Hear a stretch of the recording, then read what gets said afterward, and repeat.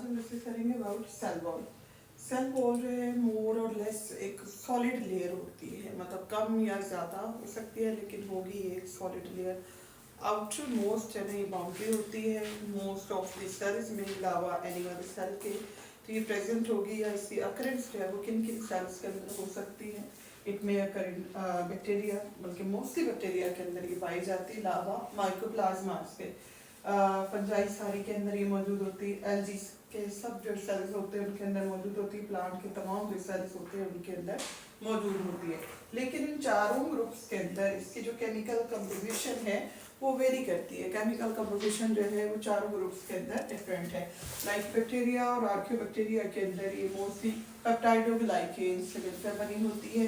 Fungi के अंदर ये काइटिन से मिलकर बनी होगी।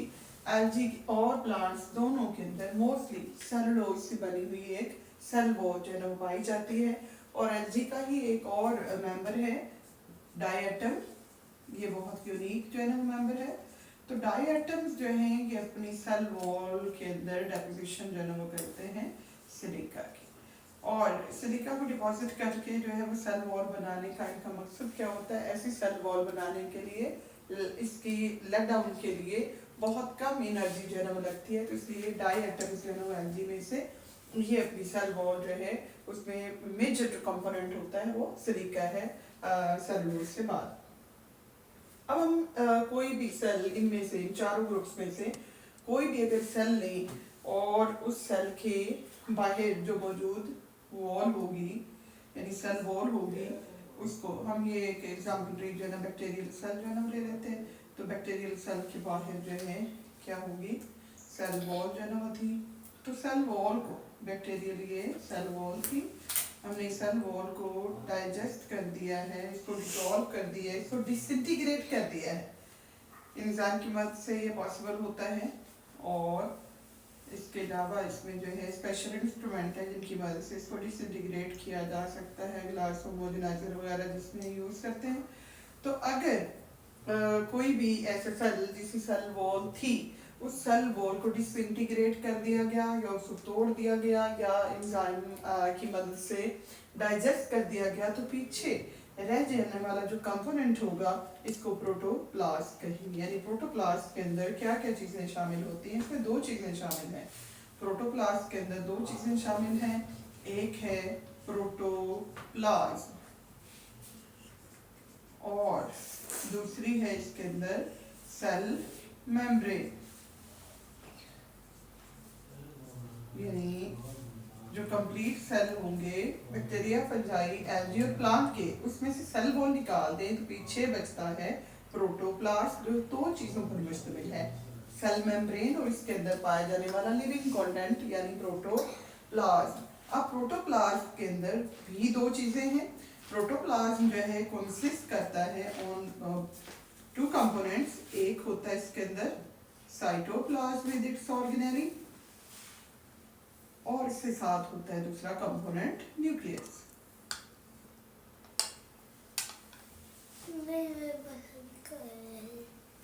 तो इस तरह से साइटोप्लाज्म और न्यूक्लियस से मिलकर बनेगा प्रोटोप्लाज्म, प्रोटोप्लाज्म और सेल मेम्ब्रेन से मिलकर बनेगा प्रोटोप्लास्ट, और प्रोटोप्लास्ट प्लस सेल वॉल मिल जाए तो कंप्लीट सेल बनेगा बैक्टीरिया, फंजाई, एल्गी और प्लांट सेल। एनिमल सेल जो है वो ऑलरेडी क्या होता है, प्रोटोप्लास्ट होता है, क्योंकि उसके अंदर सेल वॉल नहीं होती। अब बात करेंगे हम इसके केमिकल कंपोजिशन की और सिंपल जो है कंपोजिशन की। ये नहीं है कंपोजिशन जो है इसकी लेयर्स की बात करेंगे कि इसमें लेयर्स इतनी होती हैं, इसकी फिजिकल जो है ना वो अपीयरेंस जो है ना वो किस तरह की होती है। तो ये कंपोज होती है तीन लेयर्स पर। इसमें आउटर मोस्ट जो वॉल होती है उसको प्राइमरी वॉल कहा जाता है। ये मैंने दो एडजेसेंट सेल बनाए हैं, उनमें रेड जो लेयर है ये प्राइमरी वॉल को शो कर रही होती है। दो एडजेसेंट सेल या दो नेबरिंग सेल के दरमियान में इनकी प्राइमरी वॉल को यानी ये रेड लेयर्स जो है इनको आपस में जोड़ने के लिए, इनको होल्ड करने के लिए जो लेयर होती है इसको कहा जाता है मिडल लैमेला।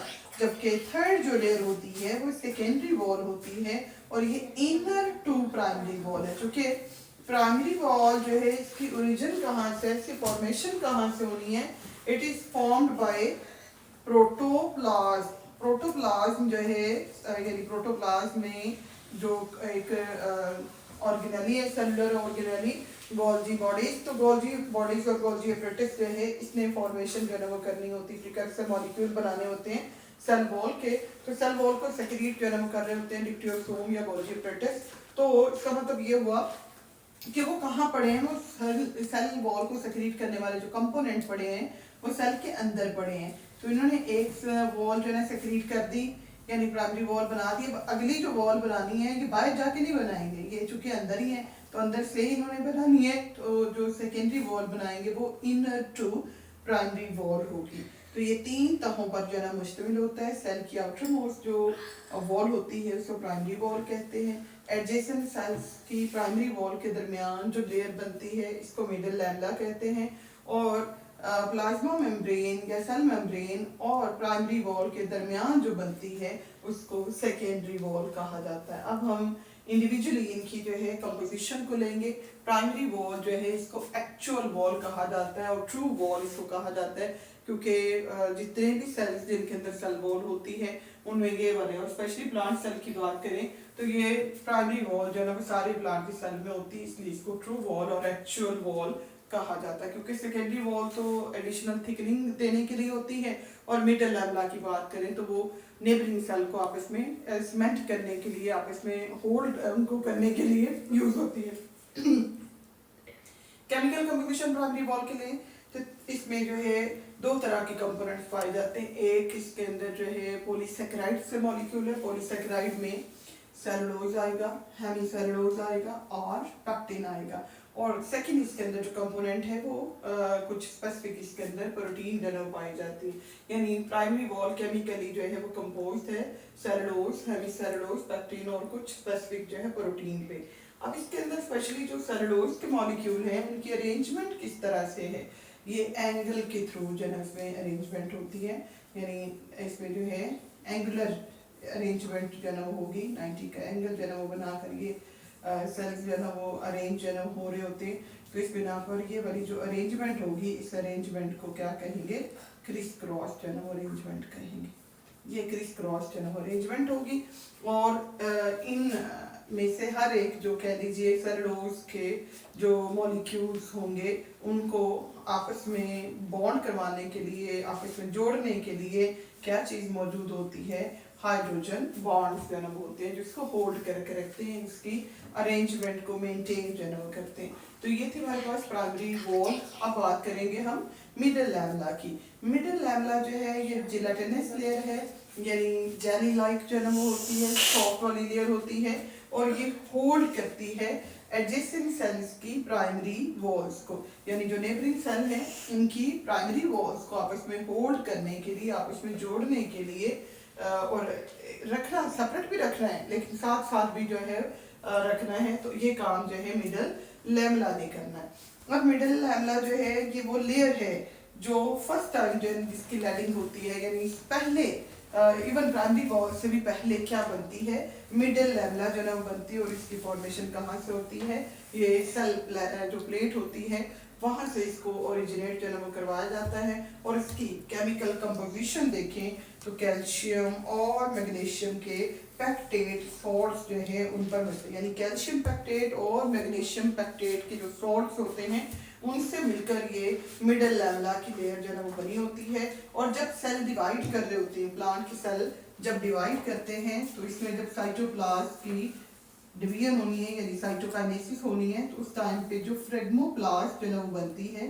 फ्रेगमोप्लास्ट बनने के बाद जो है इसकी फ्यूजन होगी और फ्यूजन के बाद जो पहली लेयर इसमें जो है ना जिसकी फॉर्मेशन होगी, ये पहली लेयर कौन सी होती है, मिडल लैमेला होती है। और उसके बाद जो है प्राइमरी वॉल की फॉर्मेशन होगी और इंडिविजुअल सेल जो है ना वो अलग अलग इस पे जो है हो जाए इस तरह से।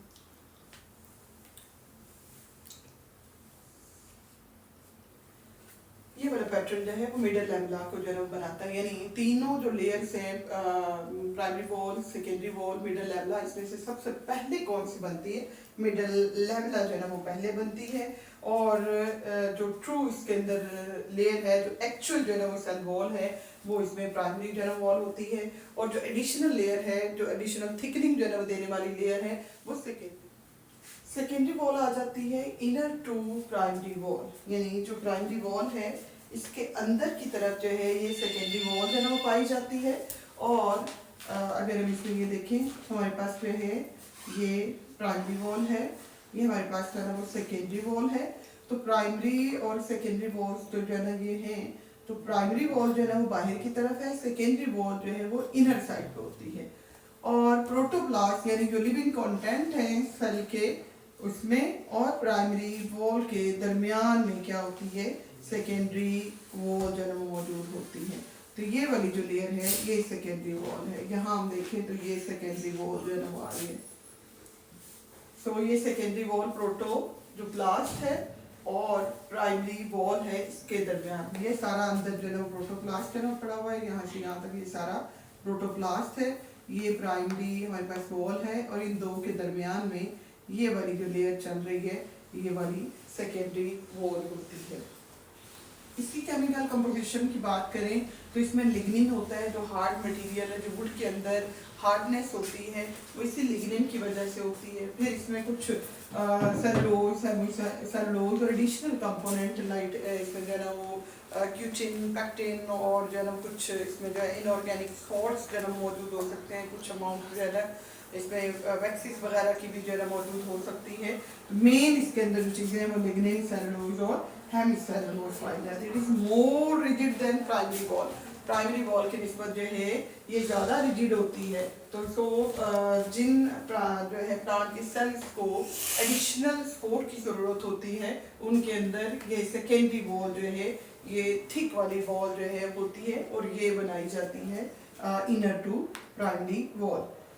नेक्स्ट हमारे पास जो है प्लाज्मोडेस्माटा आ जाते हैं। प्लाज्मोडेस्माटा अब क्या है, ये स्मॉल चैनल्स होते हैं, स्मॉल जो है कह लीजिए कि पोर्स होंगे, सुराख होंगे, रास्ते होंगे जो डायरेक्टली कनेक्ट करते हैं साइटोप्लाज्म ऑफ एडजेसेंट सेल को। ये हमने कुछ एडजेसेंट नेबरिंग सेल बनाए हैं। तो नेबरिंग सेल इसके साइटोप्लाज्म को इसके साइटोप्लाज्म के साथ, इसका इसके साथ, इसको इसके साथ, तो नेबरिंग सेल्स का आपस में, एडजेसेंट सेल का आपस में जो डायरेक्ट कनेक्शन बनाना है वो किसने बनाना है, इन स्मॉल चैनल्स ने बनाना है, इन पोर्स ने बनाना है, इन सुराखों ने बनाना है। और इसमें जल्दी जो है प्लाज्मोडेस्माटा पेनिट्रेट कर जाते हैं प्राइमरी और इवन प्राइमरी के बाद जो सेकेंडरी वॉल है, दोनों वॉल्स को पेनिट्रेट करके ये इस साइड सेल का साइटोप्लाज्म इस सेल के साइटोप्लाज्म तक जो है वो क्या है जोड़ देंगे। यहाँ से यहाँ तक और इवन यहाँ से यहाँ तक जो है ना स्पेशल टाइप की जो मॉलिक्यूल्स हैं उनकी मूवमेंट के लिए और जो सेल्स एक दूसरे के साथ कम्युनिकेट करने के लिए, एक दूसरे को पैगाम देने के लिए, मसलन किसी प्लांट के ऊपर कोई अटैक हो गया किसी वायरस का, किसी पैथोजन का, तो ये पैगाम जो है अगले सेल को पहुंचाने के लिए क्या होता है, यही इसमें इनके अंदर जो है कम्युनिकेशन का वे है कि प्लाज्मोडेस्माटा इनके अंदर होते हैं। तो ये साइटोप्लाज्म जो है इस सेल के साइटोप्लाज्म में जो सिग्नल जो है वो बनाए हैं, जो हार्मोन जो है वो बनाए हैं, जो मटेरियल इसके पास है उस सिग्नल को अगले सेल तक पहुंचाने के लिए इसी प्लाज्मोडेस्माटा को यूज किया जाता है। सो हम ये कह सकते हैं ये कम्युनिकेशन जो है सेल की कम्युनिकेशन के लिए ये सर्टन इसमें जो है चैनल्स मौजूद हैं और इसी चैनल्स के जरिए से सेल्स ने क्या करना है, मॉलिक्यूल्स को डायरेक्टली एक दूसरे की तरफ भेजना है। अब इन चैनल्स की फॉर्मेशन किस तरह से होती है, इन प्लाज्मोडेस्माटा की यानी सुराखों की जो साइटोप्लाज्म की कनेक्शन जो बने हुए हैं इनकी फॉर्मेशन किस तरह से होती है। जब सेल डिवाइड कर रहे होते हैं तो पेरेंटल जो सेल होंगे उनके एंडोप्लाज्मिक रेटिकुलम ट्रैप हो जाते हैं न्यू सेल वॉल के अंदर, यानी एंडोप्लाज्मिक रेटिकुलम के अंदर से जो है ना वो क्या होते हैं, खाली होते हैं, वो ट्रैप हो गए, वो जकड़े गए, वो कैद हो गए कहाँ पे, जो सेल इसमें जो है वॉल होती है उसके अंदर। तो इसके नतीजे में क्या बनते हैं, ये प्लाज्मोडेस्माटा की फॉर्मेशन होती है या ये साइटोप्लाज्मिक कनेक्शन जो है बन जाते हैं। उसके बाद हमारे पास इसके फंक्शंस आ जाते हैं। फंक्शंस जो है सेल वॉल के बहुत सारे जो है फंक्शन है, बहुत इंपॉर्टेंट फंक्शन जो है ना ये परफॉर्म कर रही है।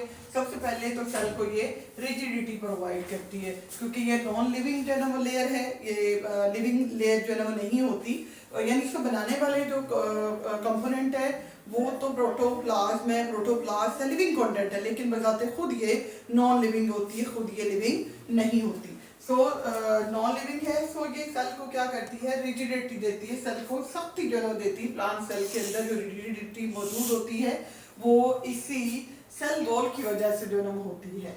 सेकेंड इसका फंक्शन जो है हमारे पास आ जाता है, ये स्ट्रक्चरल और मैकेनिकल सपोर्ट जो है प्रोवाइड, स्ट्रक्चर के हवाले से भी प्लांट के सेल को, और एलजी है, फंजाई है या बैक्टीरिया है तो उनकी सेल को सपोर्ट देती है, और मैकेनिकल सपोर्ट भी फ्राहम करती है इस एनवायरनमेंट के अंदर सराउंडिंग में होने वाली जो भी चेंजेस होती हैं उनसे भी प्रोटेक्शन और सपोर्ट जो है प्रोवाइड करनी है सेल वॉल ने। और सेल की जो शेप होती है, ग्लांड सेल की जो शेप है, बैक्टीरियल सेल की जो शेप है, उस शेप की जो मेंटेनेंस होती है वो मेंटेनेंस भी सेल वॉल ने ही करनी है। इसके अलावा सेल ग्रोथ के लिए जो डायरेक्शंस मिलती हैं, किस डायरेक्शन की तरफ जो है वो ग्रो करना है, कितनी ग्रोथ जो है वो होनी है, कब ग्रोथ शुरू करनी है, कब ग्रोथ को कम करना है, ये भी जो है इसमें जो डायरेक्शंस हैं वो सेल वॉल के थ्रू जो है वो मिलती हैं। ये आर्किटेक्चर जो है प्लांट की जो सेल है उसके, यानी प्लांट सेल पूरे प्लांट को जो है आर्किटेक्ट जो करना है वो किसने जो है करना होता है, सेल वॉल ने ही करना है। ऑस्मोटिक लाइसिस से बचाते हैं, यानी अगर इनके अंदर जो है वो पानी आ जाए, ज़्यादा पानी आ जाए, ज़्यादा वाटर एब्जॉर्ब हो जाए सेल के अंदर, तो जो एनिमल का सेल होता है उसमें चूँकि ऊपर सेल वॉल नहीं होती तो वो ब्रेस्ट कर जाता है, लेकिन प्लांट के सेल, बैक्टीरिया के सेल, एंजियोफंजाई की सेल जो है इनमें ऑस्मोटिक जनरलाइसिस नहीं होती, यानी पानी ज़्यादा भर जाने की वजह से, पानी का प्रेशर ज़्यादा बढ़ जाने की वजह से ये ब्रश नहीं करते, क्योंकि ऊपर इनके सेल वॉल जो है बड़ी होती है जो ऑस्मोटिक लाइसिस से बचा लेती है इसको। ये प्रोटेक्शन जो है देते हैं पैथोजन से अगेंस्ट, यानी सेल वॉल चूँकि डेड है, अगर इसमें सीधा मेम्ब्रेन ही एक्सपोज पड़ी होती तो पैथोजेंस जो है आसानी से उसके ऊपर अटैक कर सकते थे, मेम्ब्रेन को डैमेज कर सकते थे। अब ये सेल वॉल है बाहर जो खुद क्या है, नॉन लिविंग है, इसलिए इसके ऊपर पैथोजेंस का अटैक नहीं होता। और फिर ये लास्ट इसमें हम फंक्शन जो है लेंगे इसका, स्टोरेज ऑफ कार्बोहाइड्रेट फॉर जो है प्लांट, ये भी इसमें है क्योंकि इसकी अपनी जो स्ट्रक्चर है वो कार्बोहाइड्रेट से जो है वो बनी हुई है, तो यही कार्बोहाइड्रेट्स जो हैं ये मतलब इसके अंदर स्टोर पड़े होते हैं, और जब जो है प्लांट को जो है ना रिक्वायरमेंट होती है तो इन्हीं कार्बोहाइड्रेट्स को जो है वो यूज़ भी किया जा सकता है।